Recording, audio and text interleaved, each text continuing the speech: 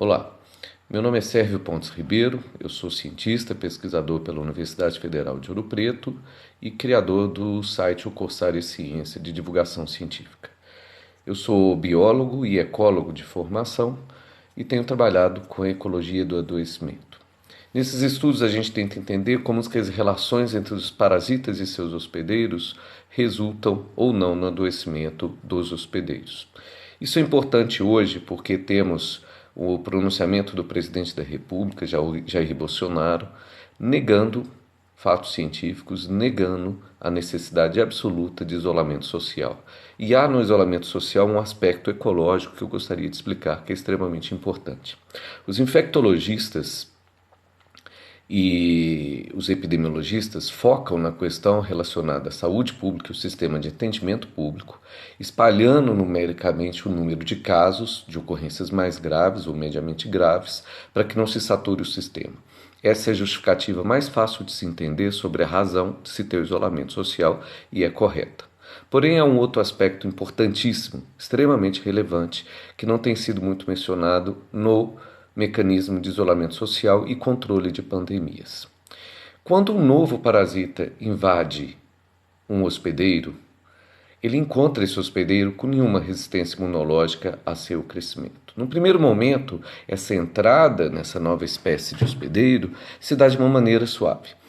Essa é a diferença entre o adoecimento e o parasitismo. Quando você tem um organismo vivendo dos seus órgãos, dos seus tecidos, ele só lhe causará uma doença se as taxas reprodutivas, ou seja, o tanto que ele reproduz por tempo dentro do seu corpo, lhe destrói tecidos ou órgãos ou partes do seu sistema de defesa. O adoecimento é resultado de uma elevada taxa reprodutiva desse organismo parasitário dentro do seu corpo. A mesma coisa, né, é o que a gente vê agora com o coronavírus, com apenas 5% da população, os mais vulneráveis, tendo então o adoecimento. Pois bem, em populações em condições selvagens, sem um controle civilizatório do processo, o que vai acontecer sempre é que aquelas cepas, o que a gente chama de linhagens evolutivas ou genótipos, que reproduzem mais em menos tempo, vencerão. Sempre, esse é o processo da seleção natural, assim que ela atua. Sempre que você tem mais descendentes deixados no mesmo intervalo de tempo, maior será seu sucesso, seu alastramento pela população do hospedeiro e, no caso, o adoecimento, o sofrimento e todo o processo de desestabilização social relacionada com isso. Na natureza, as cepas chamadas virulentas, mais agressivas, se espalham rapidamente, causando muita mortalidade. E, assim que isso acontece, se reestrutura a população do hospedeiro na natureza e essas cepas conseguem não encontrar mais os hospedeiros e começam a ser substituídas pelas menos agressivas, que não transmitem doenças, só se transmitem umas às outras entre os hospedeiros que então permanecem menos agressivos. Por isso que todas as doenças, com o passar do tempo, se tornam menos agressivas ao hospedeiro para qual eles já evoluíram. Pois bem, a diferença entre civilização e o mundo selvagem está exatamente em você controlar a seleção natural nesses momentos.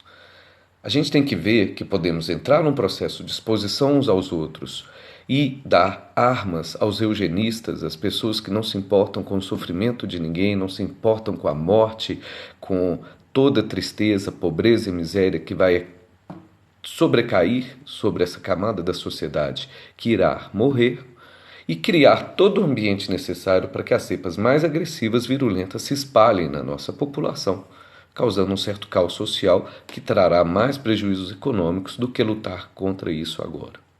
O processo que a OMS, o Ministério da Saúde do Brasil, de vários países vem adotado de isolamento, na verdade do mundo inteiro, de isolamento social, é uma maneira de artificialmente conter não só a curva de saturamento do sistema público de saúde, mas também as cepas mais virulentas. Na hora que uma pessoa infectada, que adoece gravemente, é tratada em isolamento completo, você não terá essa doença se espalhando com esse indivíduo contaminado.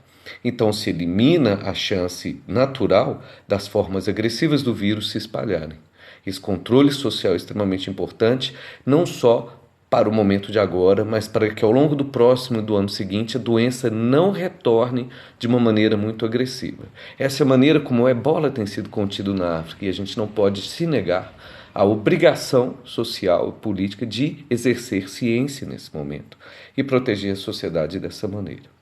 Eu tenho liderado um grupo com epidemiologistas, imunologistas, geneticistas, microbiologistas, ecólogos e também gente que trabalha com modelagem matemática da física e construímos um modelo que mostra que o Brasil terá uma infecção muito rápida pelo vírus através dos seus sistemas de aeroportos. Não tivemos nenhum controle, um controle muito pior que a Índia e a Nigéria, por exemplo, e já temos um espalhamento muito rápido.